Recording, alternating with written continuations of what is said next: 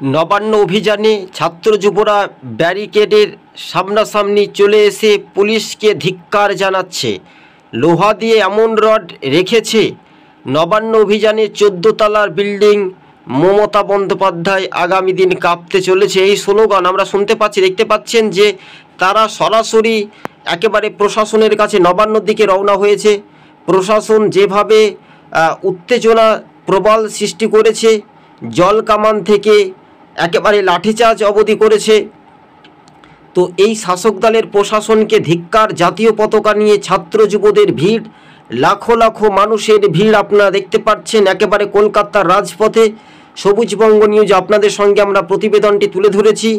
আর.জি. কর কাণ্ডের সঠিক বিচারের দাবিতে, সঠিক তদন্ত দাবিতে সরাসরি দেখতে পাচ্ছেন একাধিক জায়গাতে আন্দোলনকারীদের বাস আটকে দিচ্ছে পুলিশ প্রশাসন।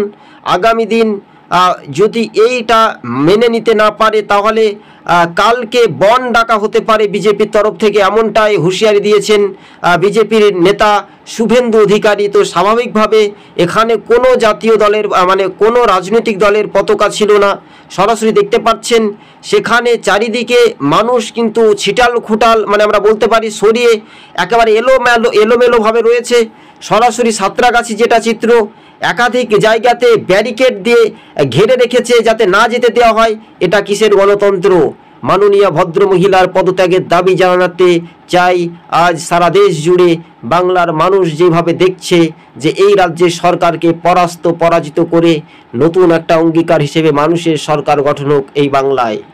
আর.জি. কর কাণ্ডের ঘটনায় উত্তপ্ত পরিস্থিতি, আর সেই পরিস্থিতি সামাল দিতেই প্রশাসন কি লেগেছে? কাকে বাঁচাতে চাইছেন? বলির পাঠা কাকে করতে চাইছেন? মাননীয়াকে জবাব দিতেই হবে। আর এই জবাব দেওয়ার জন্য আজ ছাত্র যুবরা আন্দোলনে নেমেছেন। একই চিত্র দেখতে পাচ্ছি আমরা, আর আমাদের ক্যামেরা দেখতে পাচ্ছেন এটা সাঁতরাগাছিতে একাধিক জায়গাতে। মানুষ কোথায় যাবে, কোন বিল্ডিং ঘেরাও করবে? সেখানে তো ব্যারিকেড দিয়ে ঘিরে রেখেছে শাসক দল। এটাই একটা রাজনৈতিক সমীকরণ যে চিত্র, সেটাই কিন্তু দ্রুত গতিবেগে এই সরকারকে ধিক্কার জানাচ্ছে বিধানসভার বিরোধী দলনেতা শুভেন্দু অধিকারী সহ বিভিন্ন রাজনৈতিক দলের মতামত কিন্তু আমরা এই পর্যালোচনাতে পারছি। দর্শক বন্ধুগণ, চলুন কি বলছেন শুভেন্দু অধিকারী আপনাদেরকে শোনাবো। পরবর্তী সময়ে আপনাদের সঙ্গে আবারও খানিক পর আমরা একটু পরেই আরও একটা ভালো ভিডিও নিয়ে আসছি। তবে এই মুহূর্তে সবচাইতে বড় খবর দর্শক বন্ধুদেরকে জানিয়ে রাখি, বাংলাতে আইনের শাসন নেই, শাসকের রাজত্ব চলছে বললেন শুভেন্দু অধিকারী। নবান্ন অভিযানে একেবারে ধুমধাম পরিস্থিতি। জায়গায় জায়গায় যেখানে আন্দোলনকারীরা ছাত্র যুবরা আন্দোলন করতে যাবে সেই সব জায়গাতে ব্যারিকেড দিয়ে ঘিরে রেখেছে।